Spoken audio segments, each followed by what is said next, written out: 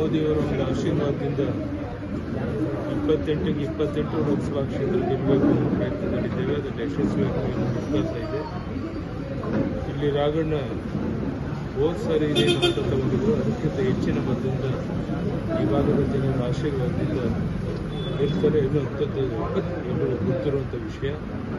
ಮತ್ತೊಮ್ಮೆ ಮೋದಿಯವ್ರನ್ನ ಪ್ರಧಾನಿ ಮಾಡಬೇಕು ಅನ್ನೋದು ಎಲ್ಲರ ಅಪೇಕ್ಷೆ. ಈ ಹಿನ್ನೆಲೆಯಲ್ಲಿ ಭಾರತೀಯ ಜನತಾ ಪಾರ್ಟಿ ಅಲೆ ಎಲ್ಲ ಪಕ್ಷಗಳ ತೇರು ಹೋಗ್ತಾ ಇದೆ. ಅದು ಬಹಳ ಮುಖ್ಯವಾಗಿ ಜಾತ್ಯತೀತ ಜನತಾ ದಳದ ಮಾನ್ಯ ದೇವೇಗೌಡರು ಮತ್ತು ಪ್ರಧಾನಿ ನರೇಂದ್ರ ಮೋದಿ ಜೊತೆಯಾಗಿ ಹೋಗ್ತಾ ಇರೋದ್ರಿಂದ ನಮ್ಮ ಶಕ್ತಿ ಇಮ್ಮಡಿಯಾಗಿದೆ. ಇದೆಲ್ಲವೂ ಸಹ ಲೋಕಸಭಾ ಚುನಾವಣೆಯಲ್ಲಿ 28 ಲೋಕಸಭಾ ಕ್ಷೇತ್ರಕ್ಕೆ ಬೇಕಾಗಿದೆ. ದೇಶದಲ್ಲಿ 400ಕ್ಕಿಂತ ಹೆಚ್ಚು ಲೋಕಸಭಾ ಸೀಟ್ ಗೆಲ್ಲಬೇಕು ಅನ್ನೋ ಅಪೇಕ್ಷೆ ಇದೆ. ಅದಕ್ಕೆ ಯಶಸ್ವಿಯಾಗಿ